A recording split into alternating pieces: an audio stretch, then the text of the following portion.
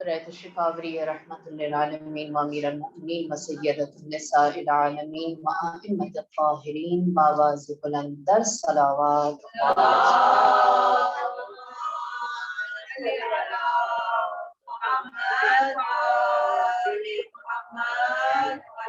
سورہ فاتحہ بسم اللہ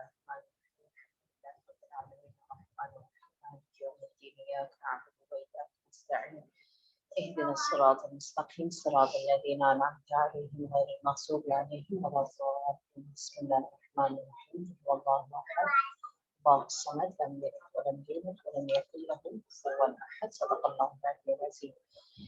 ایک دفعہ سورہ فاتحہ اور 3 دفعہ سورہ اخلاص مولانا محمد عباس عزیزی ابن محمد اور امیر حیدر جعفری ابن محمد اختر جعفری اور جملہ مومنین اور مومنات کی بسم اللہ الرحمن الرحیم الحمدللہ رب العالمین الرحمن الرحیم مالک یوم الدین ایاک نعبد و ایاک نستعین اهدنا الصراط المستقیم صراط الذین انعمت علیہم غیر المغضوب علیہم ولا الضالین بسم اللہ الرحمن الرحیم قل هو اللہ احد اللہ الصمد لم يلد ولم يولد بسم اللہ الرحمن الرحیم قل هو اللہ احد اللہ الصمد لم یلد ولم یولد بسم اللہ الرحمن الرحیم قل هو اللہ احد اللہ الصمد لم یلد ولم یولد ولم یکن له کفوا احد صدق اللہ العلی العظیم. اللهم اغفر للمؤمنين والمؤمنات والمسلمين والمسلمات الأحياء منهم والأموات تابع بيننا وبينهم بالخيرات إنك مجيب الدعوات إنك على كل شيء قدير صلوات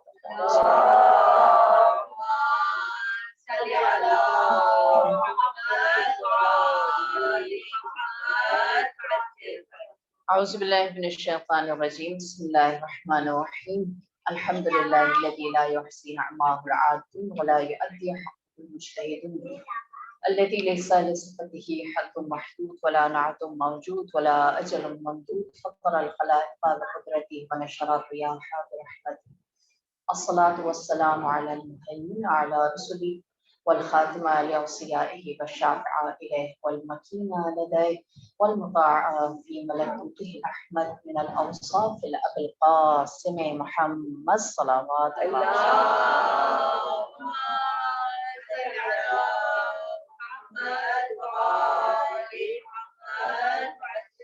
وعلى أهل بيته الطيبين الطاهرين المعصومين المظلومين سيما بقية الله في أرض روح وأرواح العالمين لتراب مقدمه فداء. أما بعد فقد قال الله تبارك وتعالى في قرآنه المجيد وفرقانه الحميد بسم الله الرحمن الرحيم يا أيها الذين آمنوا وعملوا الصالحات طوبى لهم وحسن مآب صلوات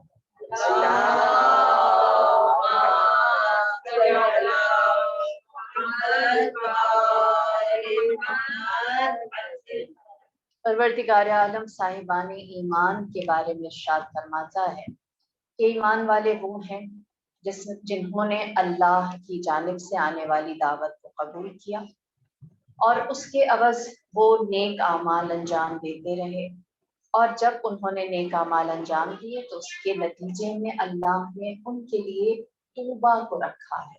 طوبہ یعنی سعادت کو، خوش نصیبی کو، اور پھر فرمایا کہ وہ بہترین انجام تک پہنچنے والے ہیں. یعنی ہماری جتنی بھی عبادتیں ہیں، ہماری جتنی بھی ریاضتیں ہیں، ہماری جتنی بھی کوششیں ہیں، ان سب کا بہترین نتیجہ یہ ہو سکتا ہے کہ ہم خوش سعادت یا خوش نصیب دنیا اور آخرت میں قرار پائیں اور ہمارا انجام بہترین ہو. لیکن ہم اپنی دنیا میں جس میں ہم جی رہے ہیں، عالم مادہ میں، اس میں کامیابی کا یا ناکامی کا یا خوش قسمت ہونے کا یا خوش سعادت ہونے کا معیار عجیب دیکھتے ہیں. امام جعفر صادق علیہ الصلوۃ والسلام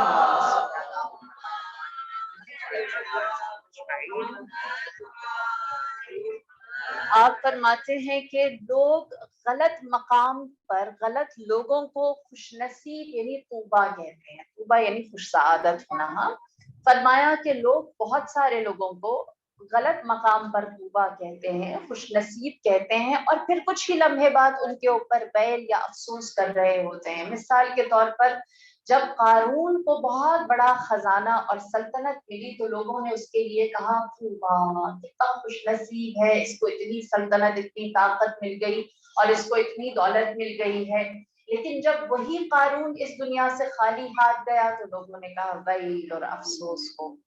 اسی طرح عبید اللہ ابن زیاد کو جب والی کوفہ بنایا گیا، اس کو بڑی حاکمیت ملی تو لوگوں نے کہا طوبی لہ، کتنا خوش نصیب ہے اسے کوفہ جیسی جگہ کی حاکمیت ملی ہے۔ لیکن جب جناب مختار نے عبید اللہ ابن زیاد کا سر تن سے جدا کیا اور اسی دارالامارہ میں رکھا تو لوگوں نے کہا ہائے افسوس ہو اس پر، یہ کس انجام تک پہنچا ہے۔ بلعام باعورہ جو حضرت لوط علیہ السلام کا نواسا تھا، جس کے پاس اسم اعظم الہی کا علم موجود تھا، جو مستجاب الدعوات تھا، اس کو جب یہ ساری چیزیں ملی تو لوگوں نے کہا طوبی لہ، کتنا خوش نصیب ہے، اس کے پاس بہترین حسب نسب ہے، علم ہے، جو دعا کرتا ہے وہ قبول ہو جاتی ہے۔ لیکن جب وہ حضرت موسیٰ سے منحرف ہو گیا اور اللہ نے اس سے یہ ساری چیزیں لے لی تو لوگوں نے کہا افسوس ہو اس کے لیے۔ لہٰذا کون ہے کہ جس کے بارے میں ہم اپنا یہ معیار درست کریں کہ ہم اس کی قسمت پر یا اس کے خوش سعادت ہونے پر رشک کریں؟ کون طوبا میں آتا ہے؟ جناب میثم تمار کی استقامت ہے، جو بہترین نتیجہ ہے اس کے اوپر ہم کہیں وہ واقعتاً خوش نصیب ہے۔ جناب مالک اشتر کی لائلٹی، آپ کی وفاداری ہے امیر المؤمنین سے، جس کے لیے طوبا ہے۔ جناب حسین بن روح جو امام زمانہ کے اصحاب یا نائبین خاص میں سے ہیں، جنہوں نے آپ کی نیابت رکھی ہے، ان کے لیے طوبا ہے۔ جناب حجاج بن مسعود جو مؤذن امام حسین کربلا میں ہیں، ان کے لیے طوبا ہے۔ اسی طرح جناب، اور اگر ہم اپنے زمانے کے لوگوں میں آئیں، آیت اللہ بہجت کی نماز کے لیے طوبا، خوش نصیبی ہے۔ علامہ طباطبائی کی تفسیر المیزان طوبا، خوش نصیبی ہے۔ یا علامہ امینی کی تحقیق الغدیر، خوش نصیبی ہے کہ جس پر ہم کہیں انہوں نے کیا بہترین انجام اپنے لیے پایا ہے۔ اگر ہم خوش نصیبی کے معیار کو دیکھیں تو وہ یہ ہے کہ ہم بہترین انجام تک ایسے پہنچے کہ وہ ابدی ہو جائے۔ لہٰذا ہماری خوش نصیبی یا دنیا اور آخرت کی امنیت ایک دامن سے مشروط ہے جو اہل بیت کا ہے، اور اسی لیے رسول خدا فرماتے ہیں کہ ہم اہل بیت کو تم لوگوں کے لیے زمین پر امان بنا کر بھیجا گیا ہے۔ اگر تم روئے ارض پر اپنے لیے عافیت چاہتے ہو تو دامن اہل بیت ہے۔ دیکھیے نبی خدا کی ذات ایسی ہے کہ جس ہستی پر اگر ہم بات کریں تو کوئی اختلاف یا کوئی کنٹروورسی یا کسی طرح کی کوئی کمی بیشی نہیں ہوگی، سب ان کے اوپر برابر آ کر ایمان رکھتے ہیں۔ ہم اپنی خوش نصیبی کو تلاش کرتے ہیں اقوال یا احادیث رسول خدا میں کہ آپ کیا فرماتے ہیں۔ آپ فرماتے ہیں اہل زمین کے لیے امان ہم اہل البیت علیہ السلام ہیں۔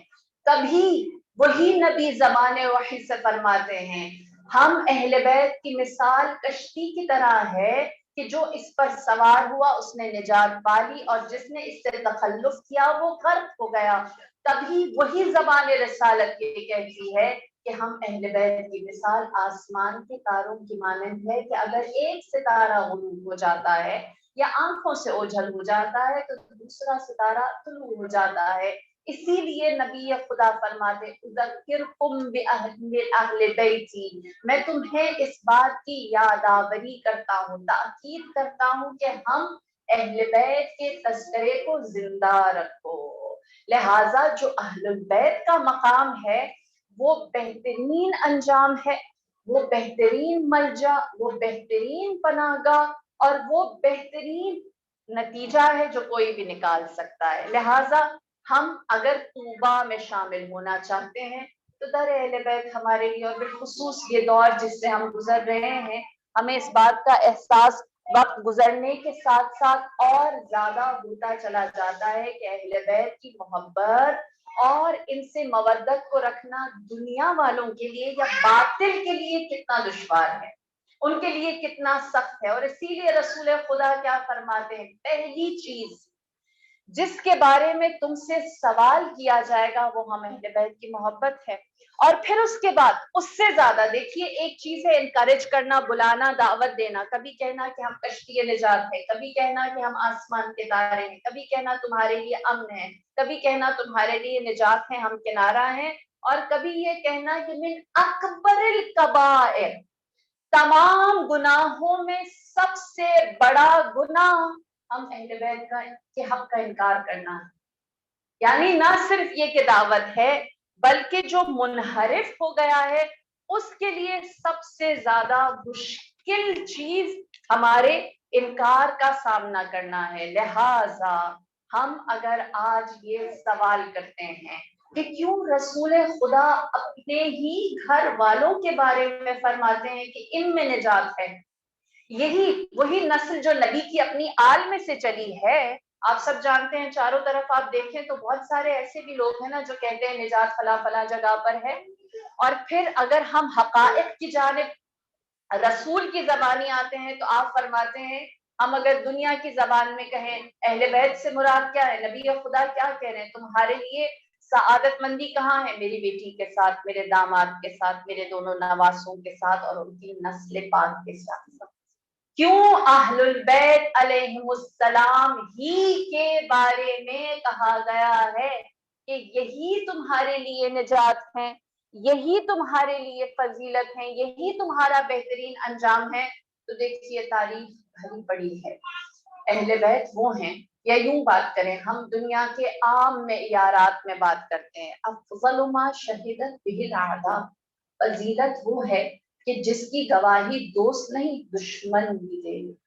دشمن بھی اگر آپ کی بڑائی کا قائل ہو جائے اور اعتراف کرے تو اس کا مطلب یہ ہے کہ آپ کی وہ بڑائی اتنی پرومیننٹ, اتنی آبویس ہے کہ دشمن بھی اس کا انکار نہیں کر سکا. اپنے تو اچھائی ہی کرتے ہیں نا.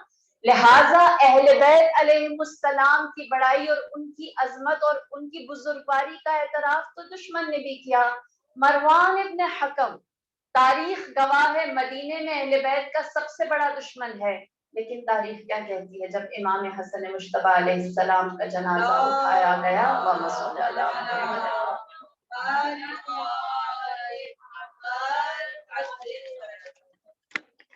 جب مروان ابن حکم نے امام حسن مجتبی علیہ السلام کا جنازہ دیکھا, تاریخ لکھتی ہے کہ مروان ابن حکم نے گریہ کیا اور کہا کہ یہ حلیم ترین بردبار ترین فرد ہے جو میں نے روئے ارض پر دیکھا. منصور دوانقی عباسی خلفاء میں سے وہ خلیفہ ہے جو امام جعفر صادق علیہ السلام کا قاتل ہے, لیکن تاریخ لکھتی ہے اور کہتی ہے کہ منصور دوانقی نے کہا کہ میں نے امام جعفر صادق سے بڑھ کر عالم کوئی شخص نہیں دیکھا.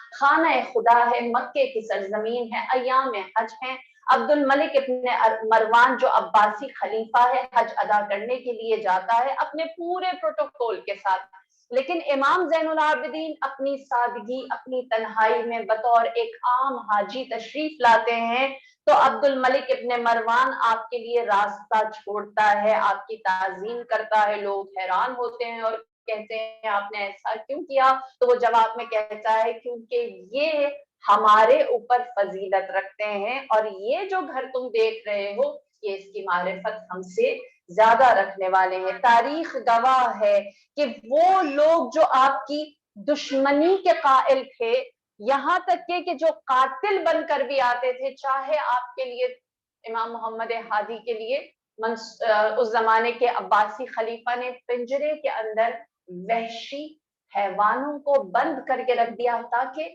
ان کی رذیلت کو یا ان کی کمی کو زمانے کے سامنے رکھ سکے, لیکن تاریخ گواہ ہے کہ کیا ہوا, وہی وحشی جانور سب کے سامنے سجدہ ریز ہو گئے, عزت و احترام کرنے لگے, اور عباسی خلیفہ نے اس بات کا اعتراف کیا کہ ہم انسان ان کو اتنا درک نہیں کرتے, نہیں جانتے, بلکہ جانور جانتے ہیں. مشہور ترین مثال, راستہ کوفہ میں امام حسن مجتبی تشریف لے جا رہے ہیں, راستے میں آپ کو اس وقت کا آپ کا دشمن جناب حر راستہ روکا, روایت مشہور ہے. امام نے کیا فرمایا, تیری ماں تیرے سوگ میں روئے. جناب حر نے کیا جواب دیا, دشمنی پر تھے نا, مقابلے پر تھے.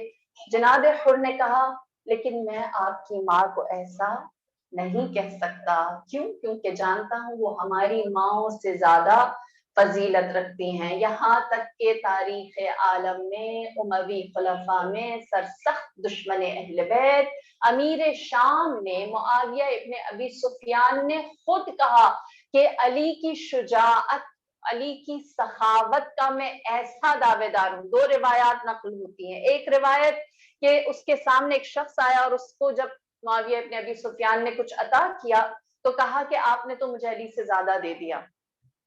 معاویہ کو کسی نے بقول ہماری عام زبان میں مکھن لگاتے ہوئے کہا کہ آپ نے تو مجھے علی سے بھی زیادہ نواز دیا. تو معاویہ نے کہا میں جانتا ہوں علی ایسا سخی ہے کہ ان کے پاس دو حجرے ہوں، ایک کے اندر خس و خاشاک جھاڑیاں رکھی ہوئی ہوں اور دوسرے کمرے کے اندر سونے اور جواہر ہوں، تو علی اپنے لیے خس و خاشاک اور جھاڑیوں کو رکھے گا اور ان سونے اور جواہر کو لوگوں میں تقسیم کر دے گا. دوسرا مقام جنگ صفین کا تھا جہاں پر اس کے سامنے حملہ کرنے کی نیت سے یا پھر کسی اور نیت سے اس کا اپنا مشیر عمرو ابن عاص برہنہ تلوار لے کر کھڑا ہے. معاویہ سوال کرتا ہے اور کہتا ہے تم برہنہ تلوار لے کر کیوں کھڑے ہو؟ کیا مجھے مارنا چاہتے ہو؟ تو وہ کہتا ہے تجھے مارنے کے لیے مجھے برہنہ تلوار لینے کی کیا ضرورت ہے؟ معاویہ تو علی سے جنگ کر رہا ہے، میں جانتا ہوں کہ علی کے سامنے جو آ جائے وہ زندہ نہیں بچ سکتا. اور پھر اس کے بعد وہ کہتا ہے، آپ شاید عمرو ابن عاص کے بارے میں جانتے ہو کہ یہ کچھ جنگوں میں امیر المؤمنین کے سامنے آیا اور مقابلہ کیا اور جان بچانے میں کامیاب ہو گیا. کیونکہ بات نکل چکی ہے اس لیے میں بریکٹ میں بتاتی چلوں، اس کی جان بخشی بھی ایسی ہوئی کہ جب اس نے دیکھا کہ اس کی موت قریب ہے تو اس نے اپنے آپ کو برہنہ کر دیا. اور کیونکہ امام علی علیہ السلام کسی بھی ایسی چیز کی طرف نگاہ نہیں کریں گے برہنہ بدن پر، اس طرح سے اس نے مکاری کر کے اپنی جان بچائی. اس نے اس چیز کا ریفرنس دیا اور کہنے لگا کہ میں نے علی کا سامنا کیا ہے، میں اتنا شجاع ہوں کہ سامنا کرنے کے باوجود زندہ تمہارے سامنے کھڑا ہوں. دشمن ہے لیکن اپنی شجاعت پر دلیل کس کو قرار دے رہے ہیں؟ علی سے جان بخشی پر، کہ میں اتنا شجاع ہوں، علی کے پاس سے لڑکے زندہ آ گیا جیسے بھی آ گیا. معاویہ ابن ابی سفیان اپنے مشیر کو جواب میں کہتا ہے کہ تو یہ نہ کہے کہ تو نے علی سے جان بچائی ہے. تو جیسے سے نبرد آزما ہونے کے لیے علی اپنے سیدھے ہاتھ کو زحمت نہیں دیتے، وہ اپنے بائیں ہاتھ سے تم جیسوں کو واصل جہنم کرتے ہیں. بس جن کی شجاعت اور سخاوت پر وہ جو آپ کے مد مقابل تھے، اچھے تھے برے تھے، جو مقابلے میں آئے، چاہے وہ حر جیسے ہوں، چاہے وہ معاویہ جیسے ہوں، چاہے وہ منصور دوانقی جیسے ہوں، چاہے وہ مروان ابن حکم جیسے ہوں، چاہے وہ عبد الملک جیسے ہوں، یا وہ کوئی عام انسان کیوں نہ ہو، جب ہر شخص نے، ہر فرد نے ان کی دشمنی اور ان کے بغض کو اختیار کرنے کے باوجود ان کی فضیلت کا انکار نہیں کیا، تو کیوں نہ ان کو ہم اپنا رہبر و رہنما بنائیں؟ کیوں نہ ہم ان سے محبت کریں جن کی بزرگواری کے آگے دشمن بھی جھک جاتے ہیں؟ یہ پہلی بات. دوسری چیز، ایک صفت ایسی ہے کہ جس کے آگے ہر دوسری صفت جھک جاتی ہے.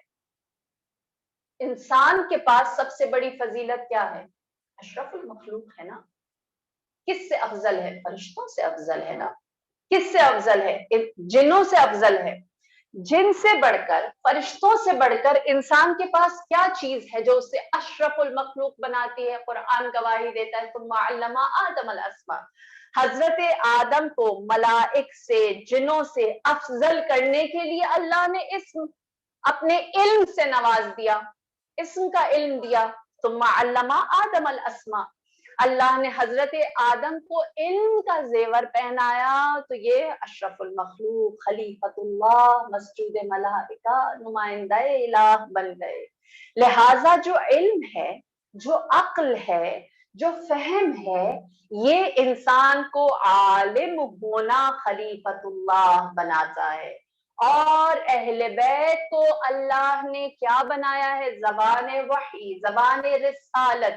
خود فرماتی ہے انا مدینۃ العلم وعلی بابھا، کہ اللہ نے مجھے شہر علم بنایا ہے. جو چیز مجھے 1,24,000 انبیاء سے فضیلت دیتی ہے وہ میرا صاحب علم ہونا ہے. اور یہی چیز ہے جس کا وارث جس کا حامی، جس کا ورثادار اللہ نے اولاد محمد کو بنایا ہے۔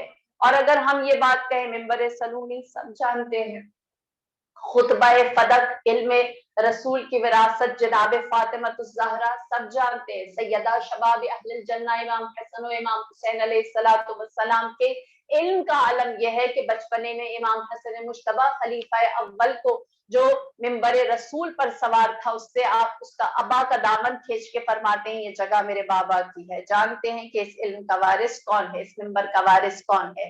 امام حسین علیہ السلام کے تمام محاذ جو آپ نے جنگیں لڑی، اس سے زیادہ بڑی یا کاری ضرب جو آپ نے لگائی وہ آپ کے خطبات ہیں، جو مکہ سے مدینہ اور مدینہ سے کوفہ اور کوفے سے جب آپ کربلا، یہاں تک کہ عصر عاشور آپ اپنے خطبات سے اپنے علم کے جوہر دکھاتے رہے، جو دعائے عرفہ اس کی سب سے بڑی اور آشکار مثال موجود ہے۔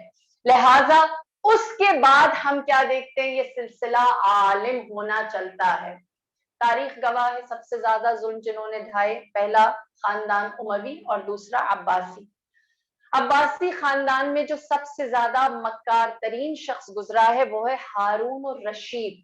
ہارون الرشید امام رضا علیہ السلام سے سوال کرتا ہے، کہتا ہے اللہم صلی اللہ علیہ محمد وعلی محمد،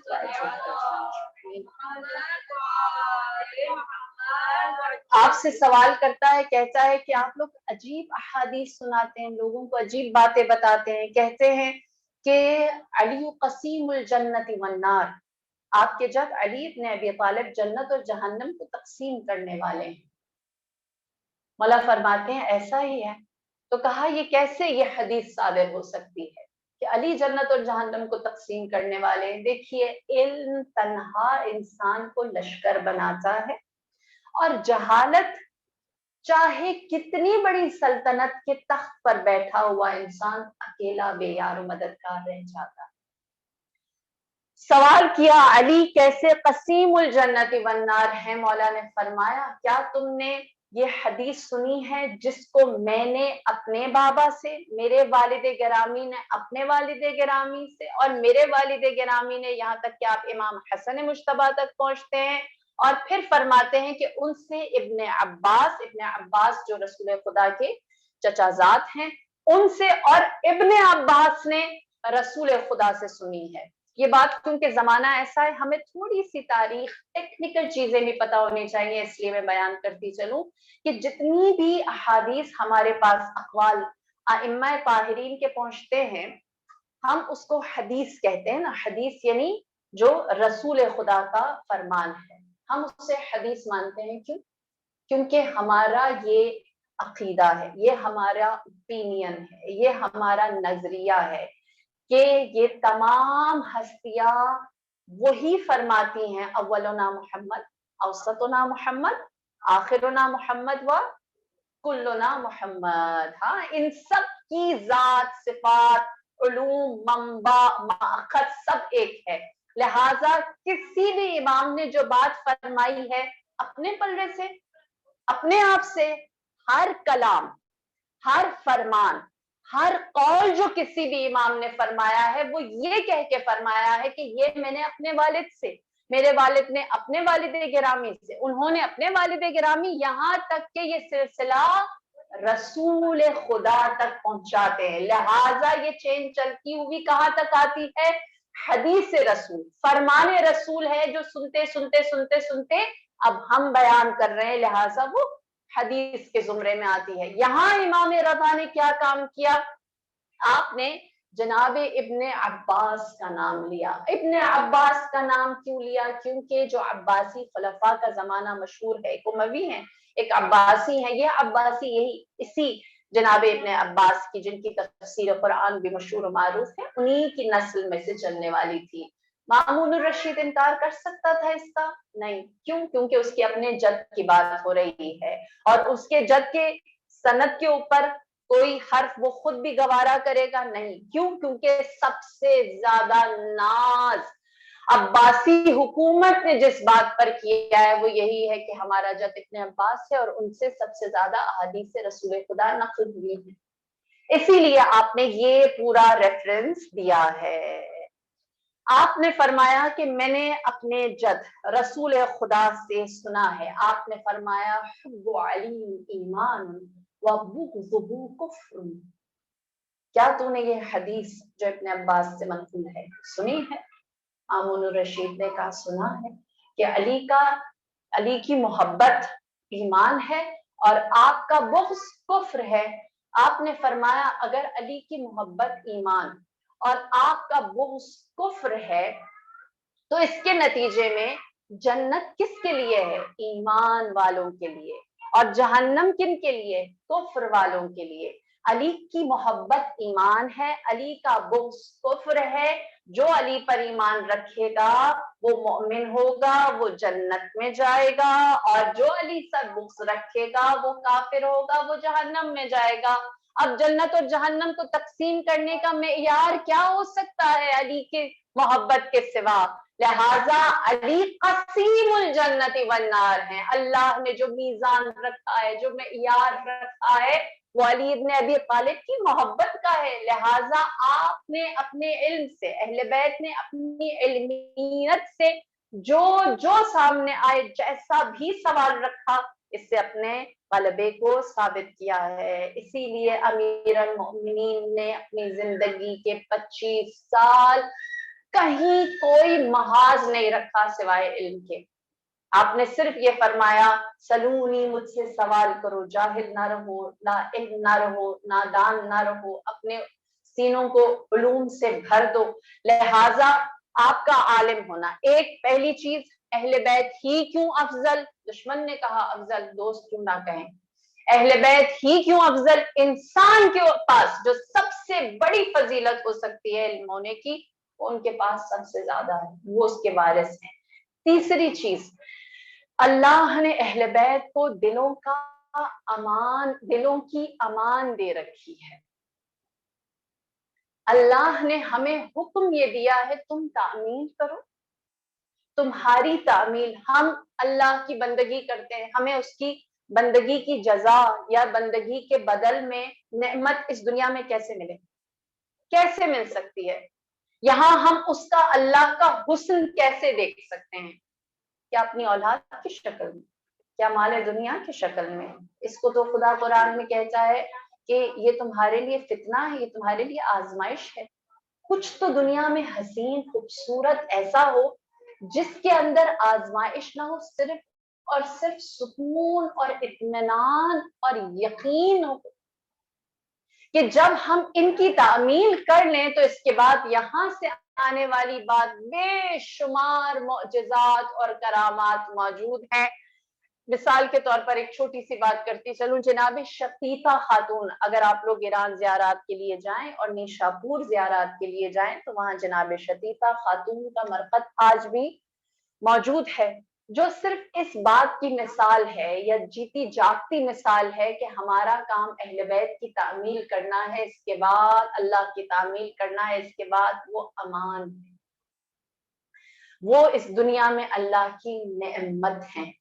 شقیقہ خاتون نیشاپور میں رہتی تھی۔ میں تھوڑا سا بیک گراؤنڈ بتاتی چلوں اس زمانے کے حالات کا۔ اس زمانے میں کیونکہ فاصلے زیادہ تھے اور جو امامت تھی وہ امام موسیٰ کاظم علیہ السلام کی تھی۔ اللہم صلی علی محمد وعلی محمد۔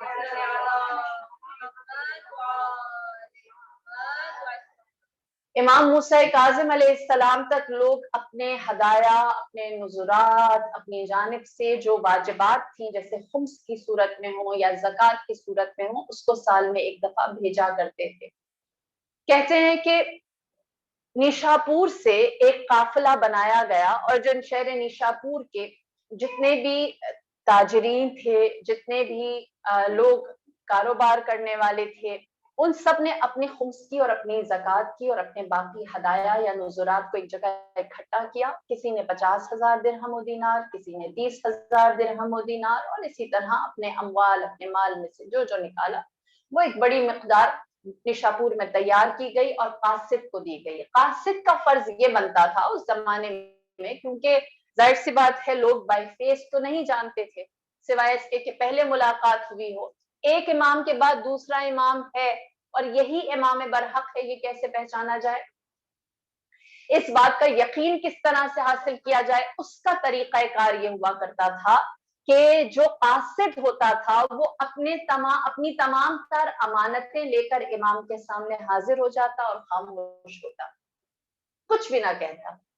امام خود اس کو بتاتے تمہارا نام یہ، تم اس علاقے سے آئے، تمہیں بھیجنے والے یہ افراد ہیں، اور تمہارے پاس یہ سوالات ہیں، یہ ہدایا ہے، یہ نذرات ہیں، اور امام کے پاس پہلے سے ہی ان تمام چیزوں کا جواب آمادہ اور تیار ہوتا، اور اس کے بعد سیل کھولی جاتی تھی۔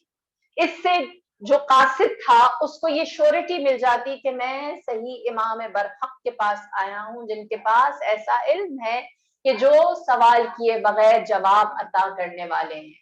لہذا یہ جب اپنی جانب سے تمام ہدایا لے کر چلنے لگا تو کہتے ہیں بی بی شقیقہ تشریف لائیں قاصد کے پاس اور کہنے لگی میں نے سنا ہے تم امام موسیٰ کاظم کی خدمت میں تمام امانتیں لے کر جانے والے ہیں۔ اس نے کہا ایسا ہی ہے۔ آپ نے کہا کہ میں بھی اپنے حصے کا خمس ادا کرنے آئی ہوں۔ کہاں اتنے سارے مال اموال جو لادے گئے تھے اور کہاں بی بی شقیقہ اپنا حصہ دینے آئی۔ انہوں نے کہا کہ میرے پورے سال کی آمدنی 5 درہم ہے، اور اس میں سے جو خمس کی معیار ہے وہ 1 درہم بنتی ہے، یہ میں 1 درہم دینے آئی ہوں، اور میرے جو اموال ہے ان میں سے 1 رومال خمس کا بنتا ہے، یہ میں امام کی خدمت میں پیش کرنے لائی ہوں۔ قاصد نے جب یہ دیکھا تو کہا کوئی 30,000 دیتا ہے، کوئی 50,000 دیتا ہے، کوئی پورا کا پورا اونٹ لاد دیتا ہے، اے خاتون 1 درہم اور 1 رومال یہاں سے لے کر جاؤں میں مدینہ تک، اتنا لمبا سفر کروں، رہنے دو اس کو، اس سے امام کا کیا لین دین۔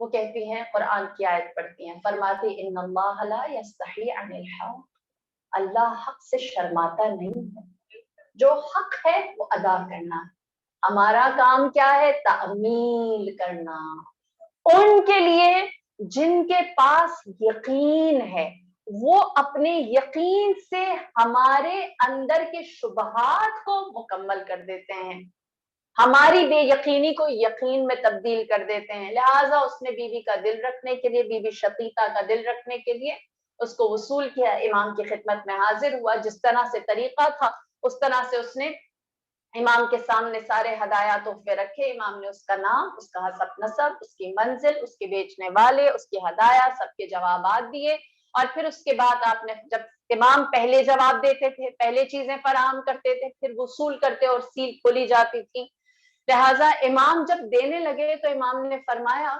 مجھے ہر جو کچھ تم نے اپنے شہر میں دیکھا ہر چیز کی خبر دو۔ اس نے ساری چیزوں کی خبر دی، پوری لسٹ دی، کہا مولا یہ ساری چیزیں ہیں جو آپ نے بتائی ہیں وہ سب کچھ ہیں۔ آپ نے فرمایا لیکن جو چیز ہمارے لیے بطور خاص بھیجی گئی ہے ہمیں اس کی خبر دو۔ ہم جانتے ہیں ہماری نیچر کیسی ہوتی ہے، ہم جب کسی چیز کو تعداد میں کم دیکھتے ہیں، کوالٹی کے اوپر ہماری نظر نہیں ہوتی، کوانٹٹی کو جب ہم دیکھتے ہیں تو ہم تھوڑا بھول جاتے، بھول گیا۔ امام نے فرمایا مجھ سے ذکر کرو بی بی شقیقہ کی امانت کی۔ حیران ہوا، کہنے لگا مولا آپ کو خبر ہے؟ آپ نے فرمایا میرا خاص تحفہ بی بی شقیقہ کے لیے ہے۔ پھر آپ نے ایک کرتا دیا، آپ نے فرمایا یہ کرتا میں نے اس کپڑے سے بنایا ہے جس کا دھاگا میری جدہ فاطمہ الزہرا نے اپنے ہاتھوں سے کاٹا تھا، اور جس کرتے کو بنانے کے لیے میری بہن جناب حکیمہ نے خود تکلیف کی ہے، زحمت کی ہے، یہ اس سے بنا گیا ہے، اور یہ 19 درہم ہے جو میری جانب سے بی بی شقیقہ کو دے دو، اور ان سے یہ کہو کہ ان کی زندگی کے صرف 17 دن باقی ہیں، اس 19 درہم کو خرچ کرنے میں حرص یا جلدی نہ کریں، وہ 17 دن کے بعد اس دنیا سے رخصت ہو جائیں گی، اور اس 19 میں سے 16 درہم خرچ کر لیں، باقی 3 درہم وہ اپنی تجہیز و تکفین کے لیے رکھیں، میری جانب سے ان کو سلام کہنا، اور کہنا کہ انہوں نے بالکل صحیح بات کہی کہ اللہ حق کو بیان کرنے سے شرماتا نہیں ہے۔ ہم ان کے اس خلوص کے بدلے میں جب وہ اس دنیا سے رخصت کر جائیں گی تو ان کے تشییع جنازہ میں شرکت کریں گے۔ ہمارا کام کیا ہے کہ ہم ان کی تعمیل کریں، حکم کی تعمیل کریں، ہم اپنے اخلاص کو ان کے سامنے رکھیں، کیونکہ وہ ہی ہیں، اہل بیت ہی ہیں جو اپنی صفات میں ایسے کامل ہیں کہ وہ ہم جیسے ناقص کو مکمل کرنے والے ہیں، لہٰذا ہم ان کے آگے آ کر اپنے ایمان کی تکمیل کو رکھتے ہیں۔ اور تاریخ گواہ ہے، شہر نیشاپور کے رہنے والے آج بھی اس صدی میں، اس سال میں بھی اس بات کے اوپر زوم کرتے ہیں، فخر کرتے ہیں اور کہتے ہیں کہ ہمارے شہر میں بی بی شفیقہ تھیں جو 19 دن کے بعد جب اس دنیا سے رخصت 17 دن کے بعد جب اس دنیا سے رخصت ہو گئی تو امام طی الارض کر کے ان کے جنازے میں شریک ہوئے، تشییع جنازہ فرمائی، تمام لوگوں نے دیکھا کہ ایک درہم اطاعت کا، ایک درہم تعمیل کا، ایک رومال اخلاص کا اپنے اندر کیا تاثیر رکھتا ہے۔ لہٰذا وہ ہستیاں جو ہمارے لیے ایمان کی تکمیل کا باعث ہیں، ہماری بے یقینی کو کامل کرنے والی ہیں، وہی ہیں جن سے ہم اپنے لیے سعادت کو حاصل کر سکتے ہیں۔ انہی سے جڑ کر ہم کہہ سکتے ہیں کہ ہاں ہمارے لیے خوش نصیبی ہے، ہماری زندگی کوئی معانی یا بہترین انجام رکھ سکتی ہے۔ اسی لیے اللہ نے ان کو محور و مرکز حق بنایا ہے۔ اسی لیے زیارت جامعہ کبیرہ میں میرے مولا فرماتے ہیں بکم فتح اللہ و بکم یختم بکم یمحو ما یشاء و بکم یثبت، تم ہی سے تو آغاز کیا جاتا ہے، تم ہی پر اختتام کر دیتے ہیں، تم جسے چاہو اسے ثبت کر دیتے ہیں، تم جسے چاہو اسے محو کر دیا جاتا ہے۔ لہٰذا یہ ہستیاں وہ عظیم ہستیاں ہیں جو ہمارے لیے زمین پر امان ہیں، ہمارے لیے کشتی نجات ہیں، ہمارے لیے آسمان کے تاروں کی مانند ہیں، ہمارے لیے ایمان کا سہارا ہے، تاریکی میں یہ ہمارے لیے روشنی ہے، ہماری ٹوٹی ٹوٹی عبادات کو تکمیل تک پہنچانے والی ہیں اور ہماری جہالت کو اپنے علم کے نور سے بھر دینے والی ہیں۔ لہٰذا ہمارے لیے توبہ ہے اگر ہم زوار قبر سید الشہداء بن جائیں، ہمارے لیے توبہ ہے اگر ہم سجدہ تو کریں لیکن تربت سید الشہداء پر سجدہ کریں، ہمارے لیے توبہ ہے اگر ہم تسبیح تو کریں لیکن وہ توبہ اگر تسبیح فاطمہ الزہرا کی صورت میں ہو، ہمارے لیے توبہ تب ہے کہ ہم محبت تو کریں لیکن علی ابن ابی طالب علیہ السلام سے کریں، ہمارے لیے توبہ تب ہے کہ ہم رسول کی رسالت پر ایمان تو رکھیں لیکن اجر رسالت بھی ادا کرنے والوں میں سے ہوں، ہمارے لیے توبہ تب ہے تب ہم اگر ہم مسلمان تو ہوں لیکن دین کی تکمیل غدیر کی صورت میں رکھیں، ایمان کا اتمام ہونا ہم یاد غدیر کی شکل میں رکھیں، ہمارے لیے توبہ تب ہے جب ہم اپنے سجدوں کی زینت سید الساجدین کو بنائیں، ہم اپنی آنکھوں سے بہتے ہوئے آنسو کو غم دنیا میں ضائع نہ کر دیں بلکہ ان کو ان 35 سالہ آنسوؤں سے جوڑ دیں جو میرے آقا نے، جو میرے مولا نے غم سید الشہداء میں انجام دیے۔ ہماری روح فدا اس ہستی پر جنہوں نے اپنے آنسوؤں سے ہمارے ایمان کی بقا کو حتمی بنایا ہے۔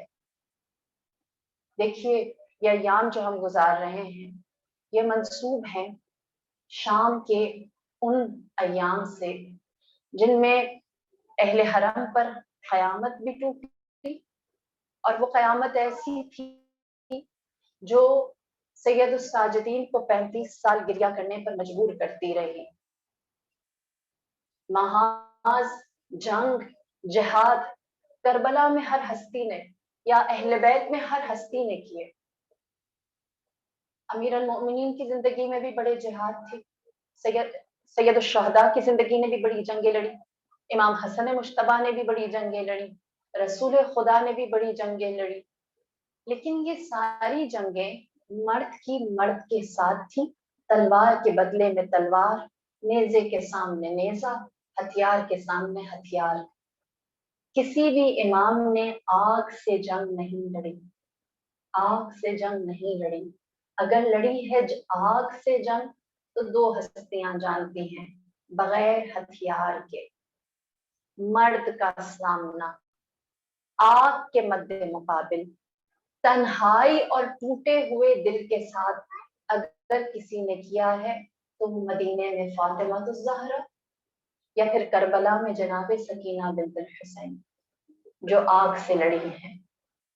دونوں کے دل میں داغ پدر ہے. ایک کا محمد جیسا بابا نہ تھا اور دوسری کا حسین جیسا بابا نہ تھا.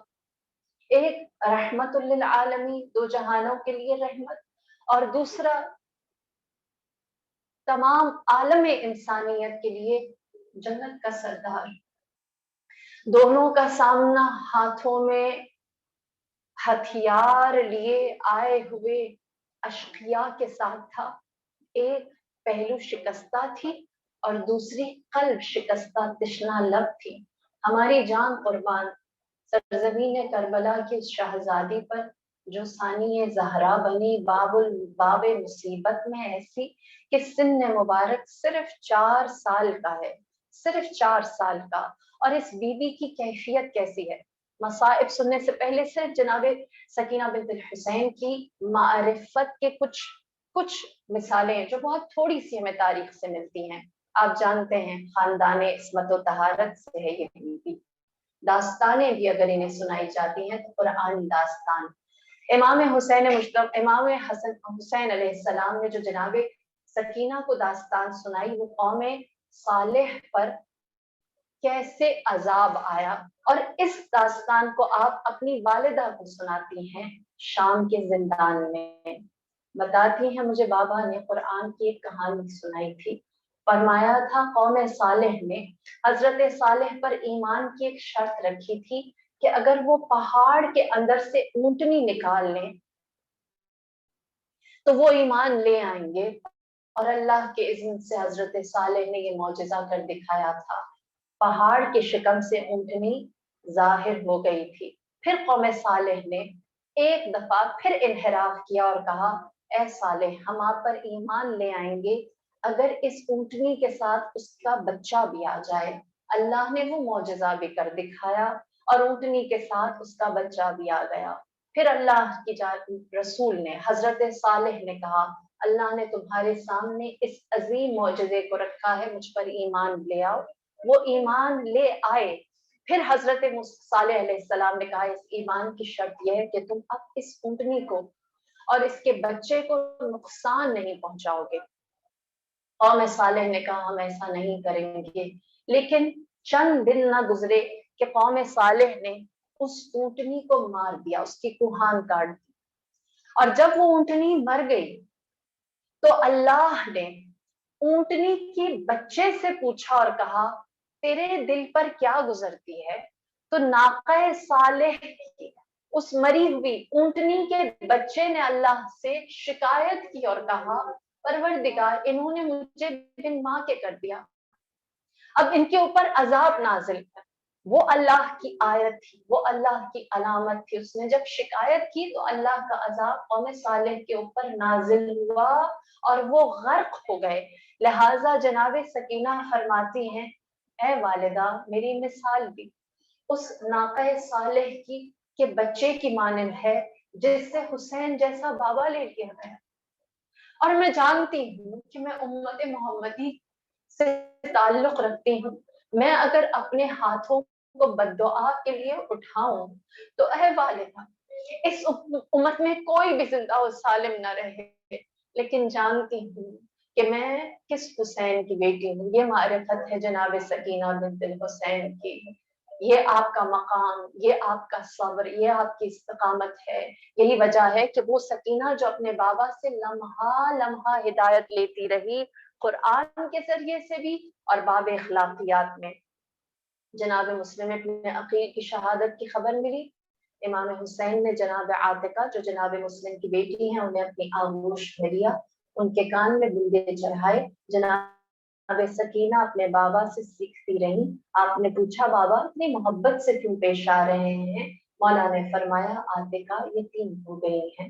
اور پھر آپ نے اخلاقیات یہ باب پھر تعلیم دیا. فرمایا سکینہ جب کوئی یتیم ہو جاتا ہے تو اس کے ساتھ شفقت اور محبت سے پیش آتے ہیں. بچی کے دل میں یہ بات بیٹھ گئی تھی. اسی لیے کہتے ہیں جب شام غریباں آئی اور اشقیاء سوئے खैमागाह बढ़ते थे अपने हाथों में शोले लिए, तो ये बच्ची अश्किया की जानिब बढ़ती थी, ये कहती हुई कि अनल यतीम, मैं लोगों में यतीम कर दी गई हूँ, यतीम के साथ शफकत से पेश आते हैं। और फिर तारीख क्या लिखती है कि उस यतीम की यतीमी का इस्तकबाल कभी शिमर के तमाचों ने किया, कभी कान से कोहर छीन कर किया, कभी आंख में धकेल कर किया, कभी हाथों में, कभी गर्दन में रसन बांध कर किया, कभी पंजों के बल चल कर किया। करबला से जब चली है 11 मुहर्रम को ये बच्ची और 12 मुहर्रम को कूफा पहुंची है, तो कैफियत जनाब सकीना की ऐसी हो चुकी थी कि तारीख कहती है कूफे वालों ने बच्ची को देख कर ये अंदाजा लगा लिया था कि ये कोई यतीम लगती है। न जाने कैसी बेबसी जनाब सकीना के वजूद से आया थी कि कूफे वालों ने अपने हाथों से सत्ते दे देकर कहा, बच्ची दुआ करो, जो मुसीबत तुम पर आई है वो हमारे बच्चों पर ना आई। यहाँ तक कि ये सकीना इस हालत में कूफा से शाम पहुंची है। राह शाम में सकीना क्या देखती है, बाबा का सर है जो यह नो के नेजा पर है, या संदूक में है, या राहिब के पास है, या फिर घोड़ों की सुमों के नीचे आता है, या फिर बाजार शाम में इस पर पत्थर मारे जाते हैं, या फिर इस सर को तश्त में रखकर खिजरा की छड़ी मारी जाती है, या कभी यजीद तमस्खुर करता है और कहता है हुसैन तू बूढ़ा हो गया।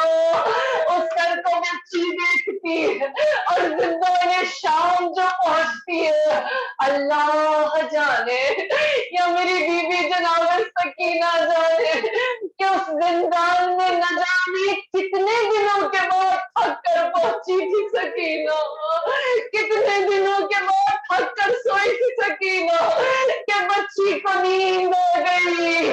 सकीना जो सोई है, सैयद साजिदीन ने फरमाया, ऐ बीवियों अपनी सदाए गिरिया कम कर दो। बड़े दिनों के बाद बड़े चैन से सकीना को नींद आई है। एक दफा क्या देखा, जनाब सकीना नींद से जागी है, गिरिया करती है, फरमाती है, मैंने अपने बाबा से मुलाकात करी, मैंने अपने बाबा से मिलना है, मैंने अभी ख्वाब में देखा खून का दरिया है, मेरा बाबा उसमें डूबा जाता है, फरमाता है हल मिन नासिरिन और कोई मदद करने वाला नहीं। मैंने बाबा से मुलाकात करी, बच्ची के बहन इतने दर्दनाक थे कि बीवियों ने गिरिया बुलंद किया, सदाए या यजीद मलून के कानों से टकराई, उसने तश्त में सर रखकर सूए जिंदान भेजा, तश्त में सर रखा हुआ, रुमाल से ढांपा हुआ, जब जनाब सकीना के सामने रखा, मेरी जान कुर्बान सकीना की मासूमियत पर, फरमाया मैंने खाना नहीं खाना, मैंने बाबा से मुलाकात करनी है। तश्त से जो रुमाल हटाया, सकीना ने जो बाबा का चेहरा देखा, बच्ची ने बाप के चेहरे के सामने अपना चेहरा रखा और एक सवाल किया, ऐ बाबा पहचाना मैं तेरी सकीना। ऐ बाबा सूरत बदल गई, ऐ बाबा तमाचे लगे, ऐ बाबा जोहर छिन गए, ऐ बाबा सबके हाथ बदल मेरा गला बना, ऐ बाबा पंजों पर सफर किया, ऐ बाबा तेरी बच्ची यतीमा न रही, शाम की तहदीर बन गई। ये कहकर तरसी हुई सकीना ने जो बाप के लबों का बोसा लिया, न जाने क्या गजब का सुकून सकीना को मिला, गिरिया तमाम हुआ, मरसिया तमाम हुआ, बैन रुक गए,